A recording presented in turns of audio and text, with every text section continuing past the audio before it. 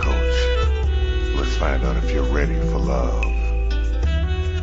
Here's your marvelous host, Nikki Lee. Hello, and welcome to Ready for Love Radio. This is your host and love coach, Nikki Lee. This week, we're going to do something really different, but it's going to tie into the overall theme for Ready for Love Radio. Y'all may not believe that when I initially tell you what we're going to talk about, but you're going to see how it ties in. And you know that I told you that 2019, I'm going to kind of stretch the boundaries, even more than normal, which I like to stretch the boundaries a little bit. But I was talking to a friend and client of mine, and she suggested a friend of hers that I might want to interview. And when she told me the subject matter of a book, I absolutely couldn't resist because I am a huge fan of true crime stories. I'm just fascinated with getting deeper into the stories and learning more. And the first true crime person I got to interview was Dr. Bass from the University of Tennessee. And that was absolutely fascinating. Him and Diane Fanning, who was just fascinating too. So I love this kind of thing, and getting into it and talking to somebody that knows the details and getting into the details of the story and just learning as much as we can. So today we're going to be talking to the relative of Donna Gentile. You may or may not have heard of this, and it's a true crime story from San Diego from 1985. And it's actually in the news off and on, especially if you're in that area. And I'm going to let her tell you the details because I've been kind of doing a crash course over the last couple of weeks, learning more and more about it. But she's the one that can give you the details. So I'd like to introduce y'all to Anita DeFrancesco. Anita, it's great to have you with me today. Hi, Nikki. Thank you for having me. Good day to you today. I'm glad to be here with you. Awesome. Well, Susan was telling me about this, and the more she was telling me, and I've actually heard about Donna's story before this, and I don't remember where I heard about it, but I do watch a lot of true crime TV, and I even remembered part of the hearings I had seen in something. So I had heard bits and pieces, and I remember parts of it, but I'm really looking forward to getting more of the details from you, and I'm going to finish the book. I've read a good chunk of it, but I'm going to finish the book. And good. I'm really looking forward to sharing this with the audience. And, I think it's interesting that we're also going to be talking about runaways and why they run away. And I think they're going to be interested to see how that ties in with the overall theme of my show. So believe it or not, folks, we're actually going to tie in a true crime story with my show. I am tickled that we're actually going to find a way to do all that and make it relevant to my audience, and we're going to help them in the meantime. I'm real happy that we could actually do all that and share Donna's story with my listeners and hopefully help everybody in the long run. So are we ready to do this? Yes, I'm here, ready. Awesome. Do you want to kind of give them, we're going to get into a lot more detail, but do you want to kind of give them just kind of a brief overview for people that aren't familiar with Donna's story? Sure. Well, okay. Donna, let's start with, before we get into the runaway stuff, she became a high-profile prostitute, also AKA known as a sex worker in today's time, because prostitute now is called sex worker. She eventually became a police informant who got tangled in with the San Diego Police Department in 1985 with two police officers in particular. One was a lieutenant and the other one was a patrolman. But her involvement with law enforcement is what ended her life, especially that she predicted her own murder when she went to jail, stating she made a tape for CBS at the time saying, "I feel a man in a uniform can still be a serious criminal." So basically what happened to her was she was found murdered, strangled with gravel stuffed in her mouth. And generally this is the sign of a snitch, because she testified in court against two police officers who were fired as a result of her testimony in 1985. And then 2 months later, she was found murdered with the gravel in her mouth. So it would lead one to believe that law enforcement was complicit in the crime because of her testimony in the courtroom that was nationally televised, plus that tape she made and gave it to CBS reporter before her lawyer, actually, before she went to the jail, because she had a premonition about it and she was in fear of her life. And she sent letters to the family saying, I'm in danger when I get out of jail. So basically, time went on, there was a lot of detective work done on this, and a lot of the serial killers didn't fit the profile for her murder. According to a detective, Tom Street, he was the one who led the murder investigation, and there were times that he felt that law enforcement could have been involved in her murder as a result of, again, her tape that she made, the testimony in court that was nationally televised, and I mean nationally, New York, everywhere. The reason that the detective at the time didn't think that a serial killer did it was because there were some things like tire marks were brushed and footprints were, it looked as though someone knew what they were doing when they placed her body in that certain ravine area in the Mount Laguna in San Diego. But what's interesting enough is that, what's ironic is that Donna had aspirations of becoming a policewoman in her time. She wanted to work in law enforcement because in our family we had people that worked in law enforcement. We had a sheriff, we had a few policemen, and she liked that. So she did get involved with these police, but it was ironic that it led to her death. Her undoing as she became friendly, and as time went on, the scandal happened and a sting happened. She became a police informant, and everything just, a can of worms opened, and her whole life was in danger, basically. She never stopped being heard because these tapes and these news stories that have continued over the years, well into the 90s, that she just never stops being heard. And I really feel that it's a voice for all women, that it's her voice that is wanting to be present and alive. And I can stand here, and I'm standing up for this girl, Donna, who happens to be my first cousin. But I'm here to give her the voice. So we are the voice for these people that get murdered in this way. But it was her undoing that she got, ironically, it was her undoing that she looked to police for protection, but not only did it deny her, it killed her. And when you look at this, no one should be a criminal and a victim. She was a criminal and then became a victim. If they had been anything other than cops, they would have been the first suspect. I mean, seriously. I mean, she testified against them. They were fired from their jobs because of it.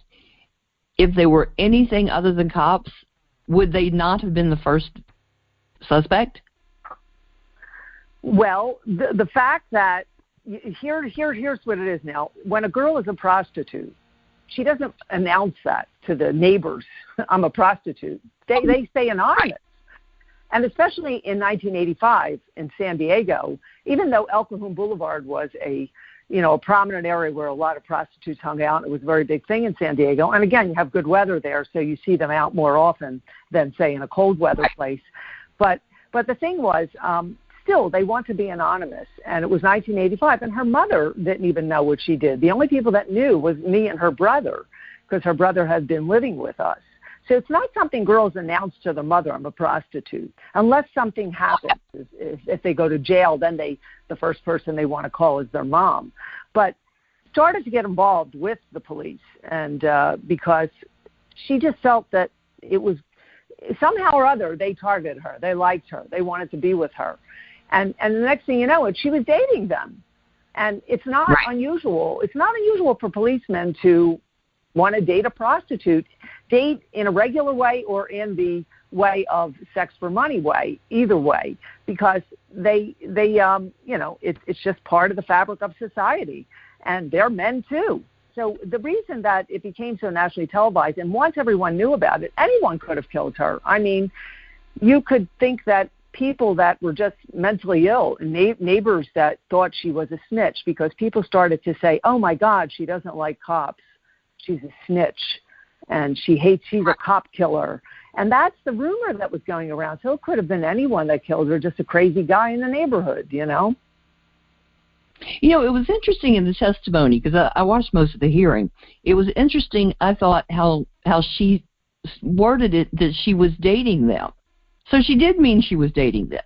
No, dating in prostitution terms, it's not dating in the same vernacular that we would use it as going on a date. In prostitution is a date, meaning sex for money. Okay, well that's what I initially thought. That's why I was asking. I was like, oh, right. Okay, calling it that's interesting, you know. So okay. Well, back then they did say that. Today they don't. Women are just, hey, he's a client. He's a client. Right. Okay. But back then they said a date, meaning sex for money, if you were a prostitute. Okay, well that's what I assumed that she meant when she said that, but I was just checking. Okay. Yes. And I'm like, okay, that's an interesting way to word it. Okay, all right.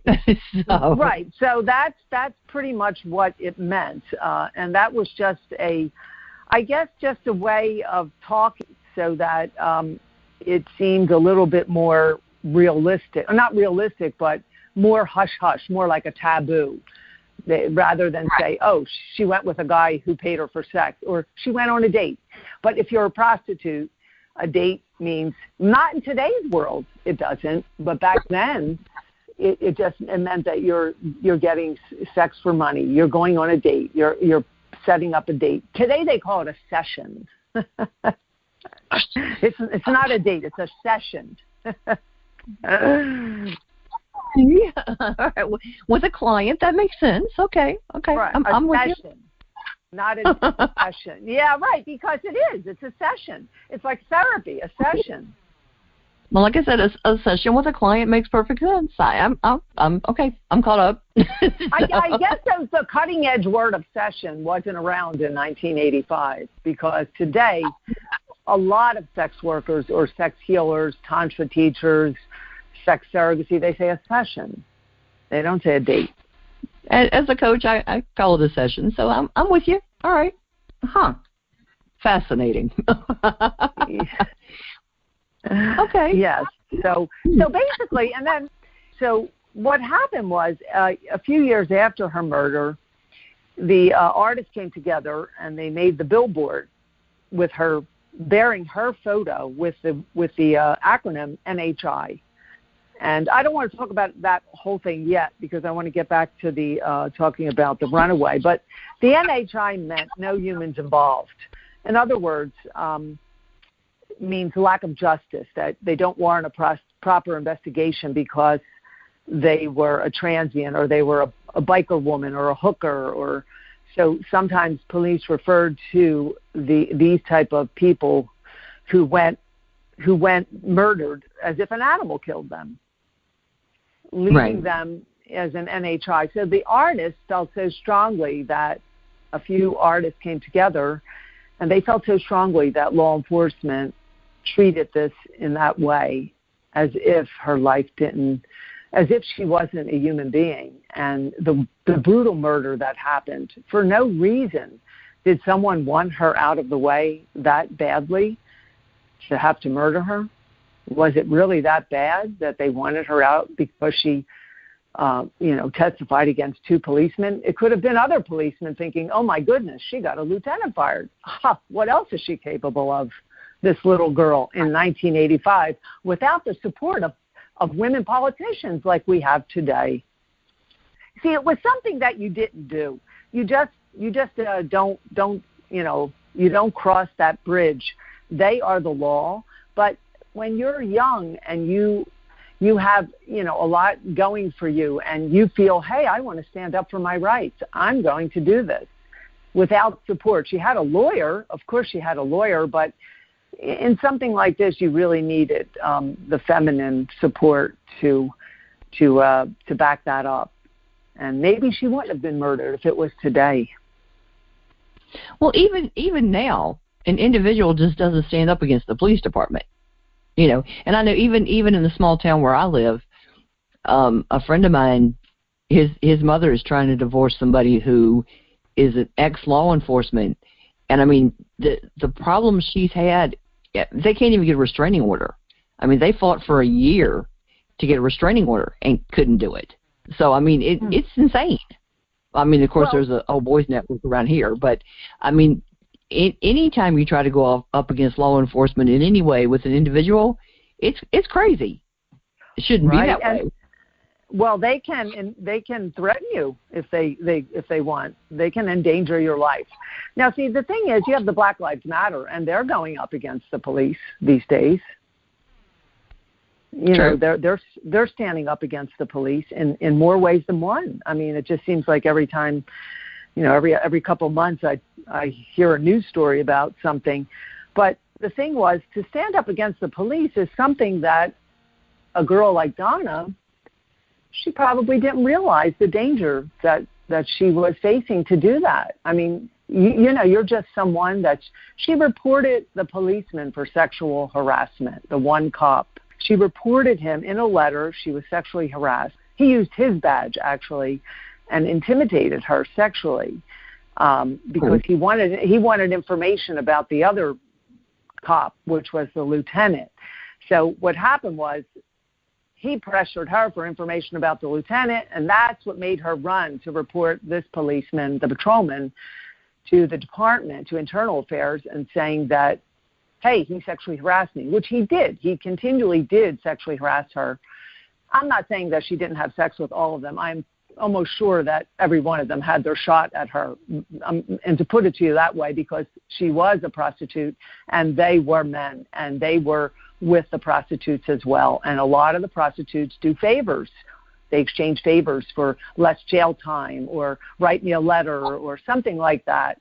And what happens is they're constantly in this grid, you know, with these policemen, where they have to fear them. At the same time, they may be expected to do a favor for them sexually. You understand? So it's that line that where there's the hate and the love, and the fear and the danger and the anger, where, hey, so in her situation, the one patrolman was wanting to get information from her about the lieutenant, and it seemed like the lieutenant liked her a little more, sort of almost like he was taking her under his wing, and he was trying to rehabilitate her, and probably he was trying to get her to get another path in life, which she was on the path of seeking out a more stable life. She had a regular job, but she did this when things got bad because she was a runaway, and she couldn't think of any other way to make money when you're 17 years old. And back then, you needed a skill to get a job. But anyhow, the one cop did. So she wrote the letter to us, the family, which I have that in the book, and it says, I reported him for sexual harassment. So that doesn't give a police officer the right to sexually harass a prostitute because she's a prostitute or a sex worker. Right. They have boundaries. Right. Just because they do that doesn't mean that they're supposed to have sex with anyone because of what they do. Well, that's where the NHI comes in. Well, because of what you did, it didn't matter. Your life didn't matter. So we're not going to do the greatest investigation on your case because you're a no humans involved, as if an animal killed you. And this is still prevalent in San Diego and parts of California, where the no humans involved was an old East Coast police term dating back to murder history. And the term was commonly used in vintage detective magazines. In 1990, the Sacramento Bee quoted a police officer saying that these were considered misdemeanor murders, biker women hookers, and sometimes they called them NHI.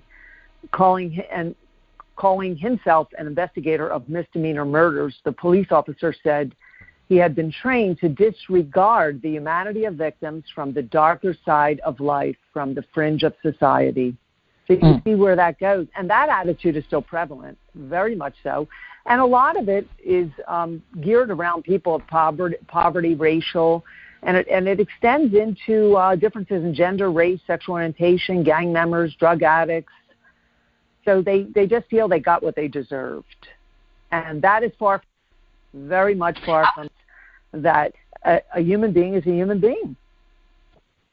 You know, I was watching the video that you've got on the website by Nick Broomfield, and I was making some notes about the no humans involved. And it says that and his comments were that it has more to do with class than with color, and that it's poor white and black neighborhoods, and likely the police haven't really changed their attitudes over the years, but their PR departments have gotten better, which I think he's right about that in a lot of ways.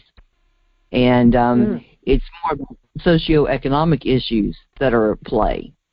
That was an interesting insight, too, because you're not going to see that in your richer neighborhoods. I mean, if it's on, like, Snob Hill, you're not going to see somebody classified like that. There's no way. But if it's somebody from the quote-unquote wrong side of the tracks, that's very likely. Right.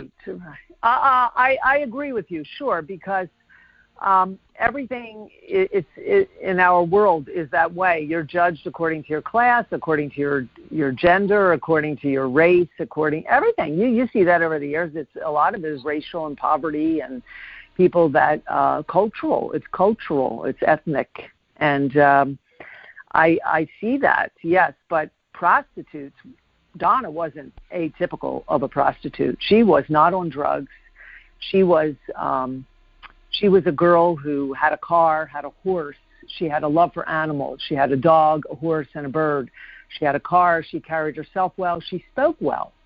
And what happened was the San Diego Police Department exploited her, and she was considered a police corruption informant.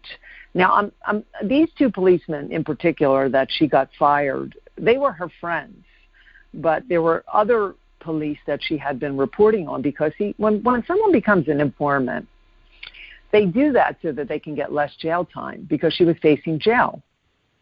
Right. Of course, she did go to jail, but it's not unusual for a lot of drug addicts. I know drug dealers that do police informant work all the time so that they don't have to go to jail. So it's not uncommon for someone to do that, to take on that role. But in Donna's situation, because she was well-spoken and articulate and wasn't on drugs, and she was atypical of a prostitute, she was a classy, decent human being who came from a classy family in Philadelphia, just that her mom and dad just had psychological, teenage, when they were young, they had issues in their home, and it's transference that just, they don't know how to deal with it. So it just falls down right into the children. But, well, I'll talk about that in a moment. But on this here, they exploited her, and her and her lawyer thought it was a sketchy arrangement that they had her going out with a wire. She was wired and taping policemen making bribes and having to report back to Internal Affairs. Now, the whole story is sketchy, but when I've gotten all of it together, now the two policemen she had gotten fired, I don't even know if they were part of the sting, because it was just so much going on that Internal Affairs she knew too much. She right. knew too much. She knew too much by the end. And because she was articulate, well-spoken, Lieutenant Black, the one lieutenant that she got fired, who got his job back after 10 days, and he was demoted to sergeant, he wanted to rehabilitate her. He was helping her.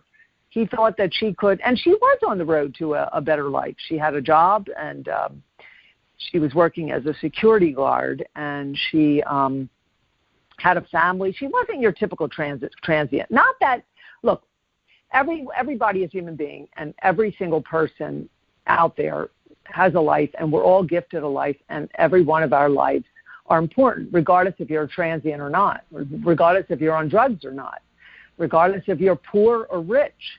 Your life is just as important as anyone else's. But in the way of prostitutes, a lot of the prostitutes are transients, and they end up, and it's sad, some of them just don't have families to go back home to, and a lot of them do, but maybe their families, disown them. There's a lot of different things. Some of people end up on drugs. But when she became the police informant, her and her lawyer were very in the dark about what she was reporting on. And this whole thing was, I just think that all of that together is why, in the very end, that somebody wanted her out of the way. Right. Well, I mean, honestly, it seems like Internal Affairs really set her up. I mean, they they got her in way over her head. And, well, and the thing is, too, even just, I mean, obviously I didn't know her, but just seeing the way she presents herself and the way she looks and all that in the hearing tapes and all that, it's real obvious why they would have been interested in her. I mean, yeah, come on, you know. She was very attractive. She presents herself really well. And I can easily see why the men in the police department would have been interested in being with her. I mean, seriously. You know, a man is a man, right. Right, a man is a man. But, yeah, I mean, it's clear why they would have wanted to be with her. But, I mean, in letting her out of jail, they had to know she was in danger. I mean, seriously. So to not protect her in some ways, that was crazy. Well, the thing was, the fact that she wasn't on drugs, that she was coherent and she was articulate, you know, that's a threat. That is a real threat back in the time. Now, the main detective that worked from the sheriff's office, Detective Thomas Street, he was the one who worked on her case, and he was the head of her murder investigation. He was a detective who had a PhD back then. And the departments, the police department and the sheriff's department, or at least the police department, he was a threat to them because he had a PhD. So back in the 80s, you have to think, if people were educated, they were a threat to anyone in administration. And the fact that Donna was articulate and intelligent, and she didn't talk, and she wasn't on drugs, because you got to keep in mind, drugs. If you're on drugs, that right there rules you out as an informant, you know, because you have to be alert, and so the fact that she could have been a threat, and other cops could have been saying, "Oh my goodness, she got a lieutenant fired. Oh my goodness, she got cops fired. She's an informant." Oh, so anybody could have killed her. It could have been just men or women in the neighborhood that thought she was a bad person for reporting on a cop. And that was the rumor that was going around at the time. Like, oh, she's a cop. She hates cops, and she's trying to snitch on them. And San Diego, keep in mind, is a very close-knit community. And it's not like L.A. I've lived in L.A. 20 years. It's quite different. It reminds me of Philadelphia, where I'm from. It's a close-knit community, and sort of it's more intimate than Los Angeles. And everybody knows your business. So, you know, and for something like this to be on the news, the whole darn San Diego knew about it. Well, yeah. I mean, in L.A., nobody would notice it. There's just so much narcissism and so many things going on and so many different TV things that it would take you a long time before you discovered it. But no, what I'm just saying is that is, you know, so really, to say law enforcement is complicit, I'm not saying that they're complicit, but I'm saying I believe that they are. Of course, I don't accuse anyone, but I believe that they had something to do with her, because she predicted it on an audio tape and gave it to her lawyer before she went to jail. Okay, I don't think they helped her as much as they could have. How about that? You don't think they helped as much as they could? I don't think law enforcement helped her as much as they could have or should have after putting her in that position. How about that? Yes, you're absolutely right. They had put a deadbolt on her door, and they said they were going to relocate her, but they didn't really do anything at all. And the deadbolt, now since she had issues with the one cop that she got fired, she was in fear of him because, again, he was harassing her and he wanted information on the lieutenant. And she got in the middle of that, and that's when it became a scandal. And they put the deadbolt on her door for one of those cops, for that one particular cop. But I think they put that deadbolt on her door from other cops, too, because they were harassing her and they were just giving her tickets and things like that. It just like it was a scandal and a sting. It sort of all just lumped together because the testimony that you saw on Jerry Lindbergh's Jerry Lindbergh is a college professor, Jerry Kathleen Lindbergh at San Diego State University, and she made a narrative for her thesis about Donna. In there, that particular courtroom scene that you see is Larry Averick was the other cop the patrolman who she got fired. That was his testimony, and that was televised, and that's what aired nationally. So either someone called the news media to come in that day, or they read it in the newspaper. But all in all, that made her much more vulnerable and endangered. That piece of information of her being televised live all around. It was in New York, everything. And that's what made her in danger. And everyone knew now about that. She was a prostitute. She got cops fired. She was an informant. Oh, what a big fear. And smart and good looking and not on drugs on top of it all. And a woman, 1985. There you go. That's it. Right. Well, anything that would have normally discredited her as an informant was not there. So, yeah, exactly. Okay, so let's kind of, now that we've given the listeners a big chunk of the story, let's kind of go back and explain why she ran away in the first place. Because I kind of had all of this part, a lot of this part of the story, but I was curious why she ran away in the first place, and about her family background, her parents and all that. And so I really was interested when I started reading that part of the book and understood about her mom and dad and her brother and all that. So let's kind of give them that part of the story to understand how she ended up in this situation in the first place. Let me tell you how I got involved in this. Donna is my first cousin. My mother's brother and her father are brother and sister. Now, when my aunt and uncle, her mom, and they were married for not very long, well, long enough to have 2 children, but they had issues from the very beginning. They both had come from alcoholic upbringings before they had their children.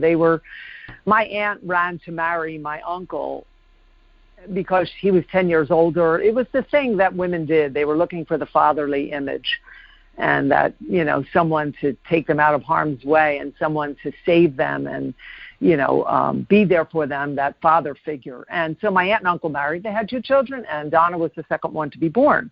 During the time of their life, we would visit with them. There was always a lot of dysfunction in the family. I know my aunt and uncle didn't get along, but eventually they decided to divorce. Donna went with her mom, and her mom went to seek out, was looking for a new, the right man, because, usually the first man is always the mistake. And until they find the right one, everything should be perfect.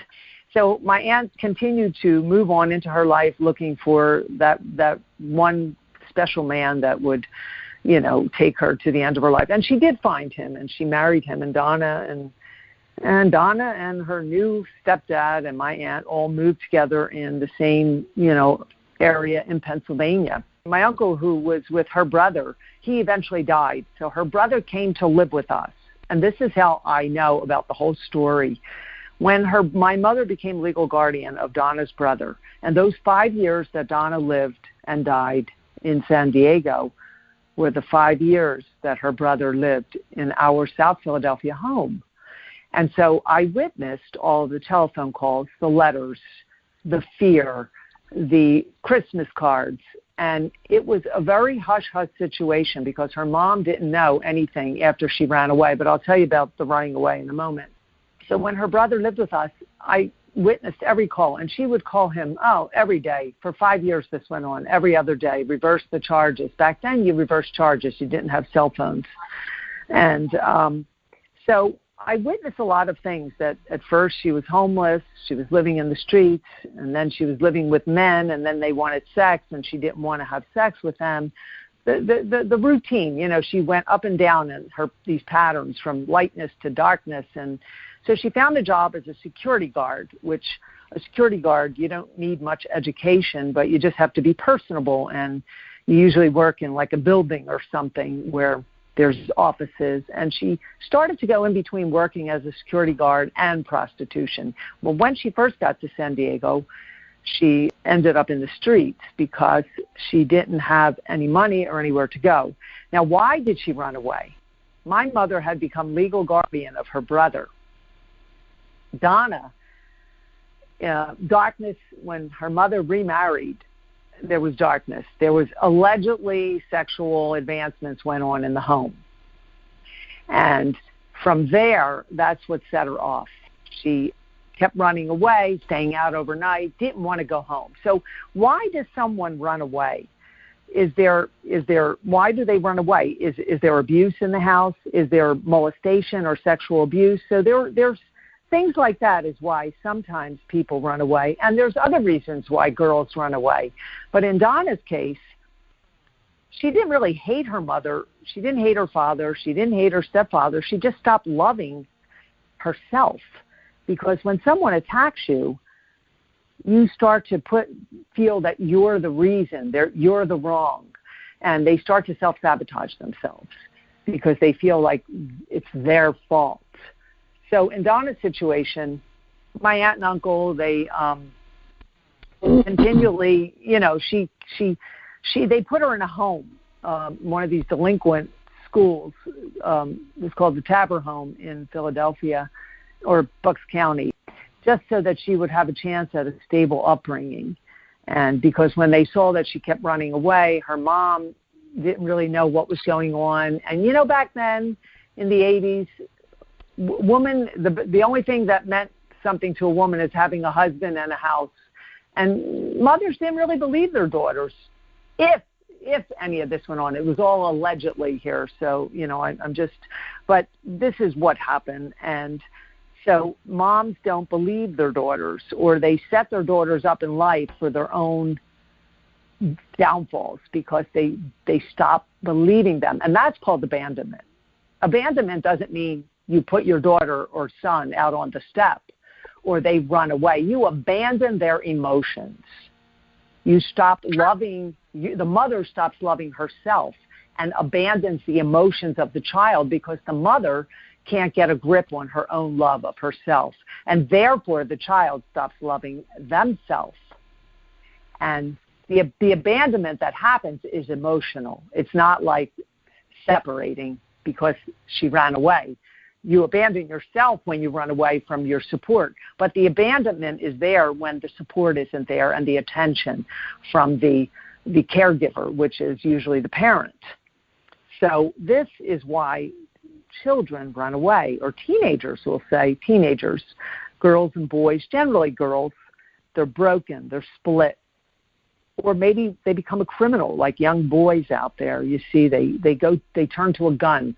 Well, where does a girl turn to? She turns to a man. And naturally, when you turn to a man and you're a teenager, well, what does that lead you to? Prostitution. And it's a pain. It's a fist born of pain. That's what it is. It's a fist born of pain. And the only thing that a girl can think of, a way to get love and be accepted, is to be with a man. And naturally, it's going to turn into prostitution because it's not like, she needs money, so that's how it starts. But you look at young boys. Definitely. Yeah, and when you look at young boys, what do they turn to? A gun. It's the same thing. They have been abandoned emotionally from their caregiver, their parent. And so they run. This is why they run away, because of some dysfunction. Not necessarily as a dysfunction in the house, sexual. It could be just negative, derogatory language toward a child, a teenager. A parent putting them down or telling them, they're never going to be anything. Or it could be just they just don't give them attention and they don't show them that they're there supporting them. That's abandonment. People think you get abandoned when your family puts you on the step and says goodbye. Parents don't do that. They abandon their emotions. It's the kid that picks themselves up and leaves. That's a really cool point, because it's amazing the people that think just because they're in the home, they haven't abandoned their families. But there's so many ways you can abandon your family and still be in the home. I love that point. That's awesome. Right, and this was the backdrop of Donna's life when she arrived. When she arrived to San Diego, it's not like she didn't love her mom. She stayed in touch with her brother. She was clearly didn't see life as black and white, but more the shades of gray. That hey, my mom has to be with her new husband, and maybe she doesn't believe me, and she understood this. She had a lot of wisdom. I believe that She spent about 2 years in the Tabor home, which is still there in Bucks County, Pennsylvania. It was run by the Diaconisses nuns at the time, and it still is. It was a home for children to give them a chance at becoming more stable, delinquent children. It was kind of like a reform school or something.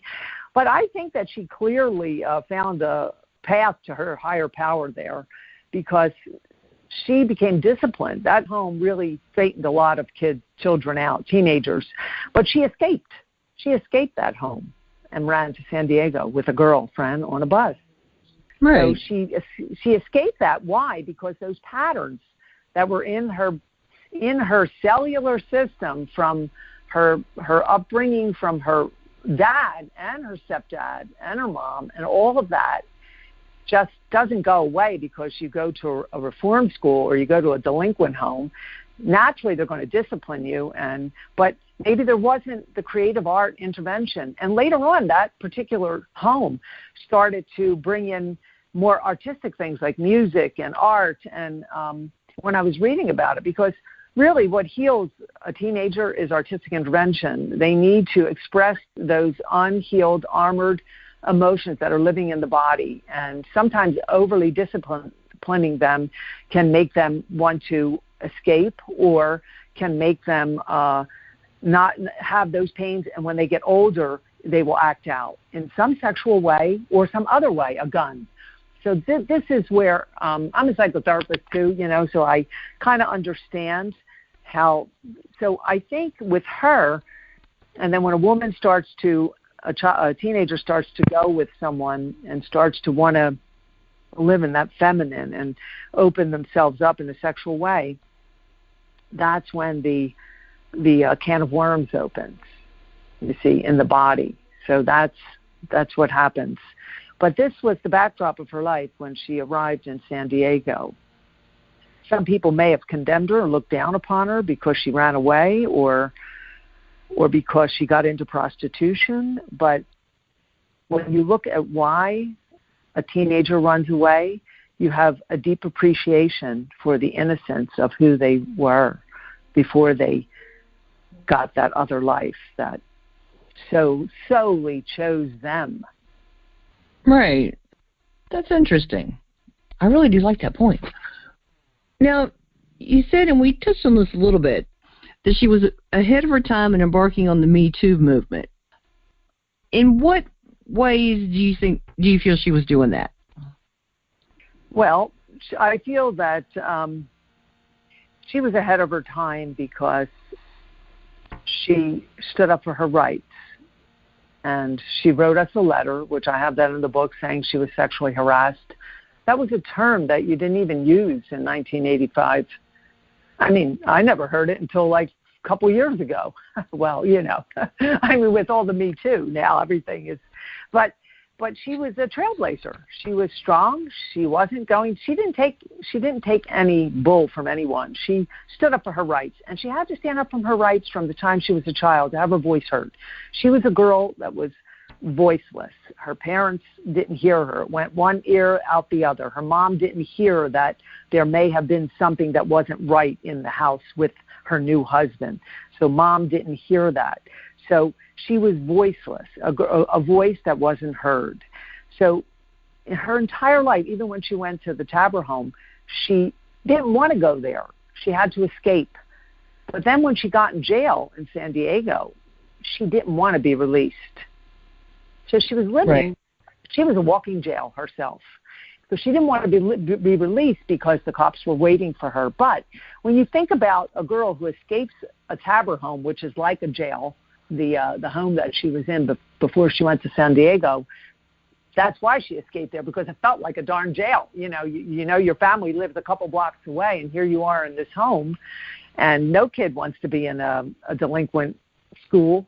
They want to be with all the regular kids at school. So that right there was where she was locked. And then, when she went to San Diego and stood up for her rights, she was a trailblazer. She embarked upon, she carved a path for anything that happened in the 80s, keeping in mind, is carve that path for where we are today with Me Too. Because all of that stuff, like all of those things that happened in the 80s, they clearly carved this path for where we are today. And this is why I say she was a trailblazer and ahead of her times, because in today's time, you wouldn't step a foot to report anyone, regardless if they're law enforcement or not, just any man in general, for sexual harassment or sexual assault without Gloria Allred on your back, whether it was a college rape or whether it was a prostitute being sexually harassed by a man, a client, or a date, as they would call it, or a policeman. So, you see, this is where she stood up for her rights. She went, reported, went to court, and that she is a voice for the women today, and especially the sex worker women, because she was a sex worker, but for women in general. All right, something else I found really unusual about this, and I saw it in one of the videos I was looking at, was that even about 34 years later, her autopsy is still sealed. What's the deal with that? Well, they do have her DNA. It's 33 years now, and they do have the DNA. The reason it's sealed is because it was the first autopsy in San Diego sealed. They don't want it open. The police department, the sheriff's office, and I really think that law enforcement could be protecting law enforcement, or somebody is protecting someone, because once you unveil that autopsy, we may have an answer. Right. Well, why aren't they doing? But see, the whole community of San Diego, because of the NHI and the CBS and all of the news stations for years have been writing to the writing to the coroner's office and different. They've been really pushing to have this autopsy unveiled. But I think the San Diego community deserves an answer. Well, yeah. Beside our family, but I think that they deserve an answer. I would think so. But yeah, that just looks so weird that I mean, all these years later, and then wasn't their excuse so that when they have a suspect, then the suspect won't know key details or whatever? I mean, they could still keep something back, but yeah, the community deserves to know. The family certainly deserves to know. Well, this is why it was high profile, and it still is high profile, because as soon as I put the book out early December, that's when David Gottfriedson, who was the CBS reporter, got me, and he interviewed me about the book, and they put it the most notorious case. It's still everybody in San Diego knows about this, and it's still a topic. I mean, and people feel that when I was speaking to one of the artists, there were 5 artists who did the NHI, Deborah Small, Elizabeth Sisko, Scott Kessler, Carla Kirkwood, and Lewis Hawk. And I was speaking to one of them that was doing some work and with regards to, Me Too, and they had said that they were thinking about Donna's case with all this Me Too today. So she is still present. She is still coming to minds of women that know of her and in the same light, Me Too. So really, she was part of carving the path. Someone may not see it as that because, she was a prostitute. She deserved what she got. She should be having sex with everyone. So a policeman sexually harassed her. It could have been anyone. But when a girl that is a prostitute, a sex worker, that term sex worker was coined by Carol Lee in 1978. When a girl is being harassed by, say, a client or a date, as some would call it, they aren't going to report it to the police because naturally they're going to feel as though the police are going to arrest them because they're a prostitute. So there's a lot of cases like that go unheard where women get abused by the client, by the John, so to speak, and they're afraid to report it, that he's a killer. And that's why so many of them go and there's a lot of serial killers out there, because they don't have the cooperation with the police department. They're afraid to say, hey, I got attacked by a John who paid me, but then the cop might say, well, we're going to take you in for doing something illegal, you know? Yeah, right. And so this is the big dichotomy here with this whole thing. And that is why she became friendly with the cops, Donna. She was friendly. They liked her.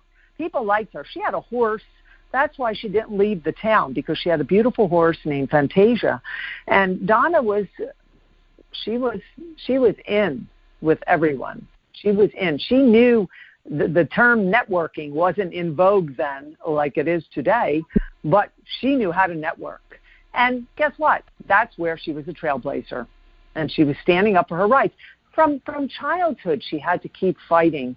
And this is what happens with runaways. They face patterns, and they keep running into those same patterns until, of course, we get real professional help, that we're with our emotions one day, that people get professional help and they're able to, not have those emotional patterns that rule their whole lives. But once you're in a pattern, they continually repeat. And for her, standing up for her with her voice was one pattern that she was faced with most of her life. That's good. So, just in a nutshell, why did you write the book? Many reasons. Okay, so, well, first of all, the pain and experience of myself, our whole family that we dealt with over the years.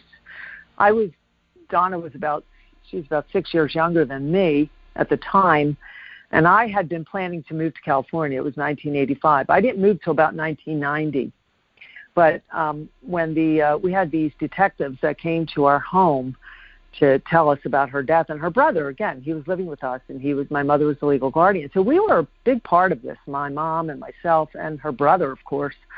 But what got me to write it first was the way that she died. A brutal murder for no reason, found in the mountains with rocks stuffed in her mouth because she talked in a courtroom. That's what it looks like, a sign of a snitch. What got me to write the book is that a few years after that, I had experienced a sexual assault from a boyfriend. And, I started to think about Donna's life because I was on my way to California, and I was going to start to research, which I did, start researching and her case and talking to detectives and I wrote a movie script at the time, which I'll probably make a movie on this, but I didn't have the full details like I do today. So, of course, that script will have to be written over. But when I was sexually assaulted by a date rape in 1989, I started to wonder, like, what is going on in the world with men and women, and what can I do to change this, or how can I help myself? So I start going to counseling. Next thing you know I become a psychotherapist, I become a Tantra teacher, a sex educator, and I thought that I wanted to protect women, that a violation to one woman is a violation to all women. And when Donna was murdered, I felt she was a violation to her was to all women, and then I became violated in a way, physically more so than emotionally. Emotionally, yes, as a whole collective energy, women in general, but then I experienced an attack. So that was one of the reasons why I wrote this. I also was inspired by the times that we're in right now, the current climate, the era of Me Too, and the attention on law enforcement, Black Lives Matter. But my biggest inspiration in writing the book was to clearly state who Donna was. And I'm going to go back to say who she was. She was a girl who had the same dreams of girls in her day. She wanted the fairy tale. She wanted the white picket fence. She had aspirations to maybe work as a lawyer or in law enforcement. And it was ironic that her association with law enforcement ended her life. She looked to the police for the protection, and in the end, it was her undoing. And not only did it deny her, but it killed her. And saying that again, but Donna was because I want to clearly state who she was a girl who was going to have and prevail a normal life like anyone else. And it doesn't matter how you start out on what foot, because people change, or it's just sometimes you have to start out on a certain foot to learn about yourself, to learn how to love yourself, to learn how to grow. And Donna learned to love herself when she was in that Tabor home. I know she did. She had a higher power, and her taking these steps into prostitution, she was looking for the fairy tale. She was looking for a husband. She would write us and say, I met a new man who wants to marry me. I'm going to come home. I met a boy my age, and we're going to get married. And she wanted that like anyone else. So this is what I'm writing the book, to clearly state that she was a human being who didn't deserve to die a brutal murder. And her story also is another reason why, is one of empowerment for all girls, women. Again, she was a trailblazer, and just someone who wants to be empowered by a woman who stood up for her rights in a time without support. So her life basically was one of betrayal, voicelessness, abandonment from a young age. And she only turned to prostitution as a mere way of survival, like a lot of women or girls do. And some of them stay in it forever and make a true profession out of it, but some just don't know what to do.